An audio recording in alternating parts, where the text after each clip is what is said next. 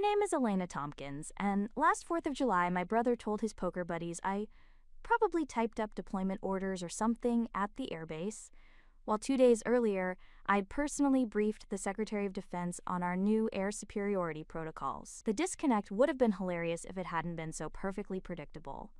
I was 41 years old, a colonel in the United States Air Force, and the commander of the 347th Operations Group at McConnell Air Force Base in Kansas. Under my command were over 800 personnel, 42 aircraft, and operational responsibility for a significant portion of our nation's air refueling and strategic airlift capabilities. I'd flown combat missions in 3 different theaters. I had 2 master's degrees and was working on my dissertation for a doctorate in strategic studies. I'd been fast-tracked for brigadier general and was on every watch list the Air Force kept for future senior leadership. But to my family, I was just Elena. Vague job Elena, the girl who worked on base and probably spent her days filing paperwork in some forgettable office, living a forgettable life, drawing a forgettable paycheck. My brother Tyler was the family's golden child, and he'd made it his life's mission to ensure I never forgot my place in the hierarchy. He was 2 years younger than me, a commercial real estate developer who'd made a fortune buying strip malls and warehouses during the recession. He lived in a glass-walled monstrosity in Scottsdale, drove a Maserati, and wore his wealth like a weapon. The thing about Tyler was that he'd always been competitive with me, pathologically so. When we were kids, it had been mostly harmless. Who got better grades? Who won at Monopoly? Who could swim faster? But something had curdled in him over the years, especially after I'd joined the military. I think it bothered him that I'd chosen a path he couldn't compete in directly. He couldn't buy rank, couldn't negotiate his way into command. The military was a meritocracy in ways that his world wasn't, and it drove him quietly insane that I existed in a sphere where his usual advantages meant nothing. So he'd defaulted to the only weapon he had left, dismissal. If he couldn't beat me, he'd simply pretend I wasn't worth beating. My career became a joke to him, something quaint and slightly embarrassing, like a child's lemonade stand. Our father Gerald enabled this dynamic perfectly. He was a retired corporate attorney who'd spent his career chasing billable hours and bragging rights. In his world, success was measured in corner offices and 6-figure bonuses. Military service was respectable, sure, but it wasn't lucrative. It wasn't impressive at cocktail parties. It didn't come with stock options. "It's noble," he'd say when people asked about my career. "Elena has always been very civic-minded. Not everyone needs to pursue wealth." The condescension was suffocating, but I'd learned to live with it, mostly because I found it amusing. They had no idea who I actually was, what I actually did. And I'd discovered, over the years, that there was a peculiar pleasure in being underestimated. It gave me freedom, privacy, control.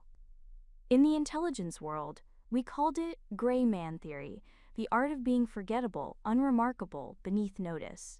I'd mastered it in my personal life long before I learned it professionally.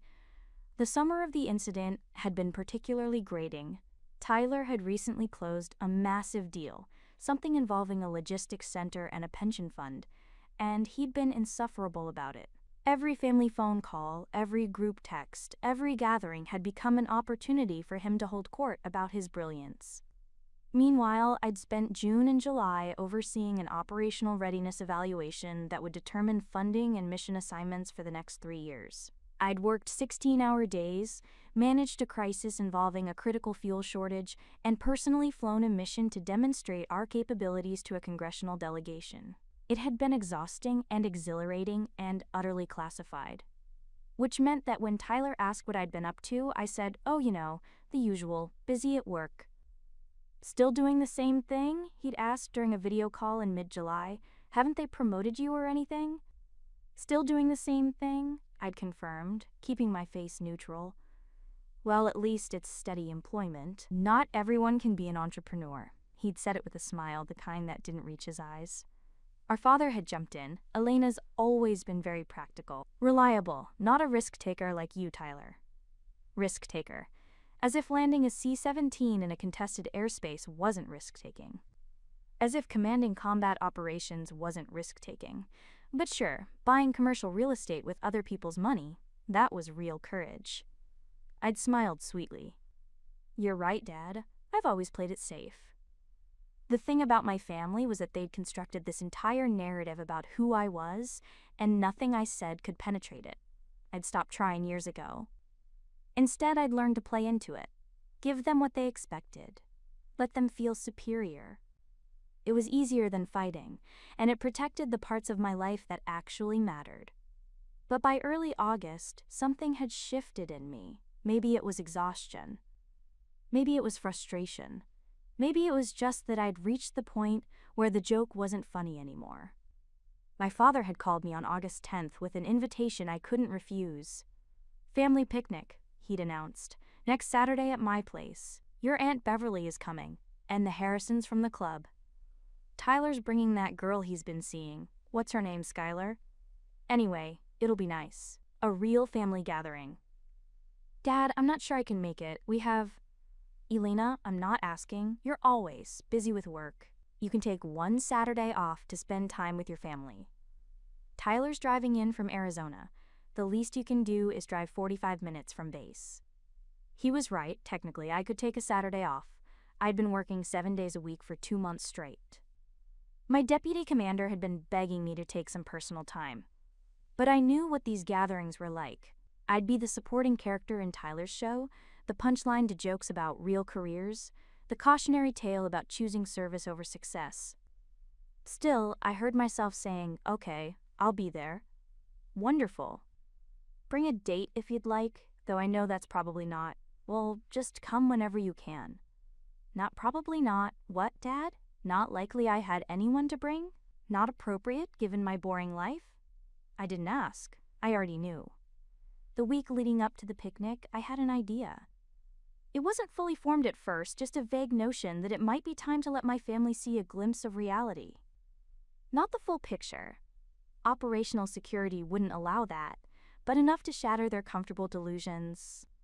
The opportunity came in the form of a routine training exercise scheduled for that Saturday. We were running combat air patrol drills with our F-15 squadron, simulating rapid response protocols. As Operations Group Commander, I had direct authority over the exercise, including the ability to start, modify, or terminate it as needed. I looked at the flight schedule. The exercise was planned to run from 9 a.m. until 2 p.m., directly over the Western Training Range, which happened to be quite audible from my father's property in Wichita. The house was about 12 miles from the base, close enough that aircraft noise was a constant background hum in the neighborhood. Close enough that my father frequently complained about it.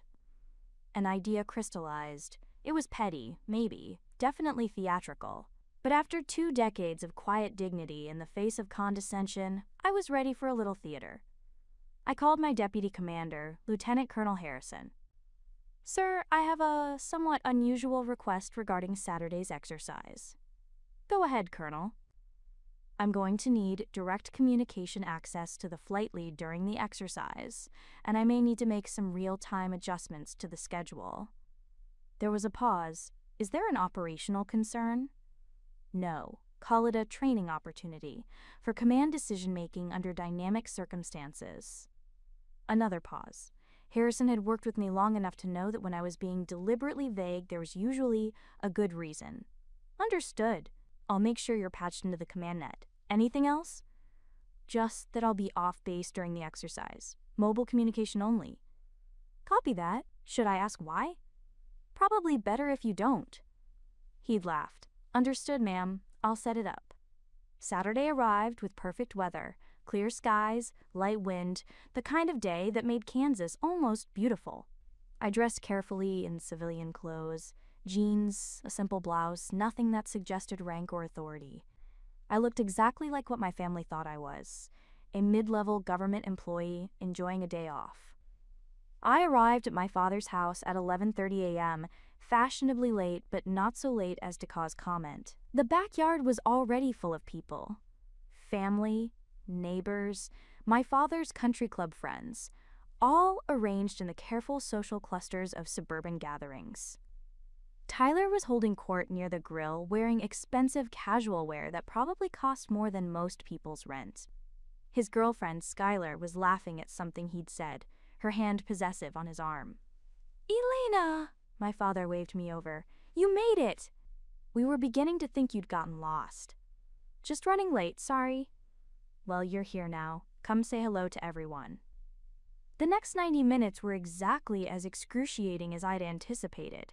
Tyler told stories about his business deals. Aunt Beverly asked if I was seeing anyone special, with the kind of pity usually reserved for terminal patients. The Harrisons politely asked what I did, and when I gave my standard vague answer, I work at the airbase, they'd nodded with the glazed expression of people who'd already lost interest. And then, right on schedule, the jets started.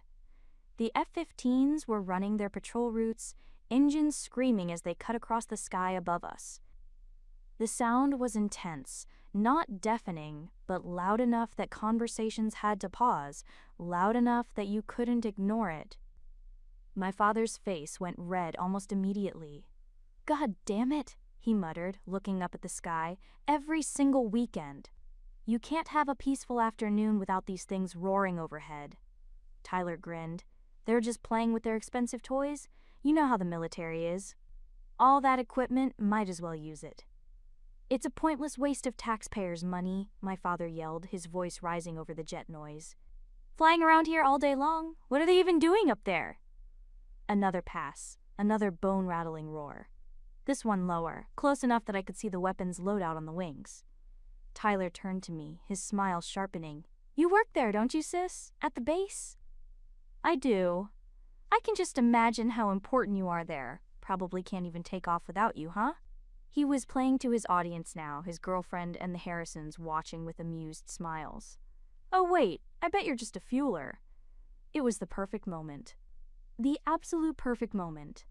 I pulled out my phone, the secure one, not the civilian model, and dialed into the command frequency. The connection clicked live, and I heard the crackle of radio chatter in my earpiece. "Falcon 1, this is Skywatch," I said calmly, using my operational call sign. "Cease exercises." My father and brother were still laughing, not quite believing what they were hearing. Tyler was saying something about me playing pretend, his voice dripping with condescension. "Copy that, Skywatch," came the immediate response from the flight lead. "Ceasing exercises. RTB on your command. Stand by for further orders. Hold current position." "Roger, holding position." 30 seconds passed. The jets made one more pass, and then silence. Absolute, complete silence. The engines didn't fade gradually. They didn't fly off to some distant training area. They just stopped. The sky, which had been roaring with activity 15 seconds ago, was now empty. Still, quiet enough to hear birds. My father stopped mid-sentence, his mouth hanging open. Tyler's laugh died in his throat. Every single person in the backyard had turned to look at me, then up at the sky, then back at me. "What?" Tyler started. I held up one finger, waited, let the silence stretch out until it was uncomfortable, until the implications of what had just happened began to sink in. My father found his voice first. "Did you just call off a military training exercise?" "Yes." I kept my tone conversational, like I was discussing the weather. "That was a combat air patrol drill. F-15 Eagles running rapid response protocols. I commanded them to cease operations." "You commanded?" Tyler's face had gone through several interesting colors. "You can't just... You don't have... I'm the operations group commander at McConnell, Colonel Elena Tompkins, if you want the formal title. Those aircraft, along with every other plane in the air over this sector, operate under my authority. When I say stop, they stop." The silence that followed was different from the first one. This wasn't the absence of jet noise. This was the sound of worldviews collapsing. "Operations Group Commander," my father repeated slowly, as if testing the words in his mouth. "That's correct. I command over 800 personnel and run all flying operations for the base. Have been for the last 2 years. Before that, I was deputy commander. Before that, squadron commander. I've been in 06 for 5 years now." "06?" Aunt Beverly asked. "Colonel, full bird, 1 rank below general." Tyler's girlfriend had her phone out and was typing frantically. "Elena Tompkins?" she read aloud. Colonel, USAF. Commander, 347th Operations Group. Distinguished Flying Cross, Bronze Star, Air Medal with Valor Device. She looked up. This is you? That's me. But you never said, my father started. You never asked. You just assumed I was clerical staff or something equally forgettable. It was easier to let you believe that than to constantly justify my career choices to people who'd already decided they weren't impressive enough. Another jet passed overhead, just one, flying a standard route at higher altitude. The contrast with the earlier aggressive patrol patterns was stark. So when you said you were busy at work, Tyler said slowly, I meant I was commanding combat operations, managing multi-million-dollar budgets, flying missions, briefing senior military leadership, and doing about 40 other things that you couldn't begin to understand because you've never asked. You've never once asked what I actually do. Because you never told us. I told you I worked at the airbase. You decided that meant I was unimportant. There's a difference. Mr. Harrison cleared his throat. Colonel Tompkins, if I may ask, why the secrecy? Most military officers I know are quite proud of their service. I am proud of my service. But I learned early on that my family measured success in dollars and square footage and job titles they could brag about at parties.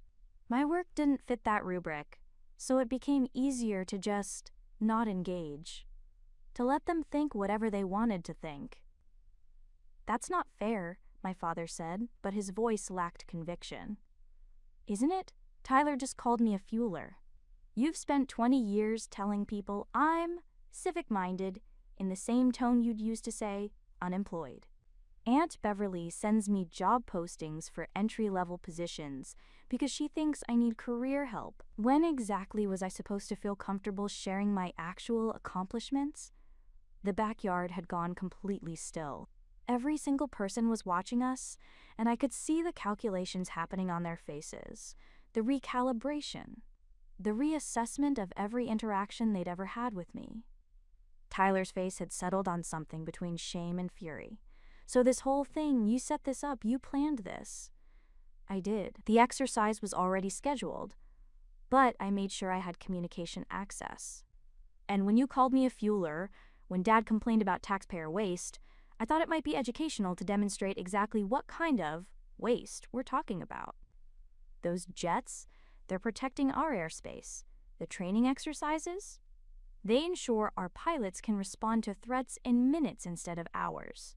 And yes, I have the authority to control them because I've earned that authority through 2 decades of service, multiple combat deployments, and a level of competence that you've never bothered to acknowledge. My father sat down heavily in one of the patio chairs. Colonel, he said quietly, you're a colonel. I am. Why didn't you tell us? I just explained why, but if you need me to spell it out further, because you made it clear, repeatedly, that my career was worth less than Tyler's, that my choices were inferior, that my life was small and sad and vaguely pitiable.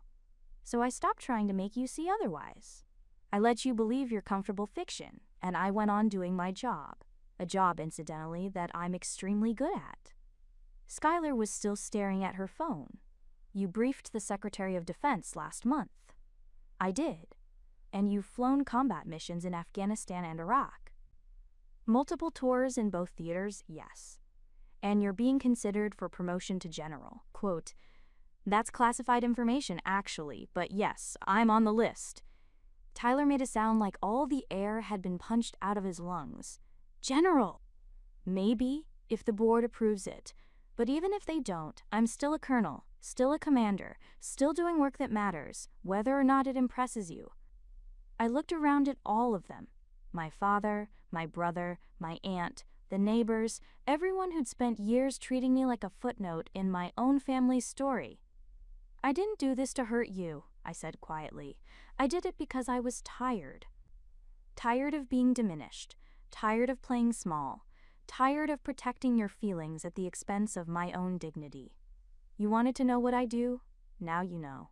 Those jets answer to me.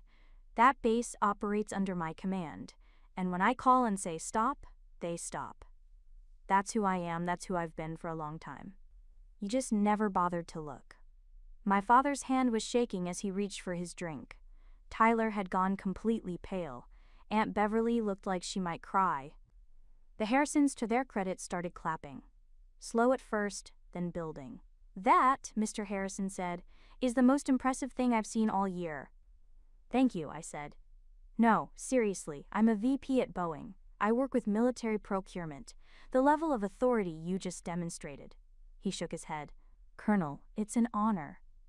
My father stood up slowly, his face a complicated map of emotions. Shock, yes, but also shame, real, deep shame. "Elena," he said, "I don't know what to say." "You don't have to say anything. I just needed you to understand, to really understand."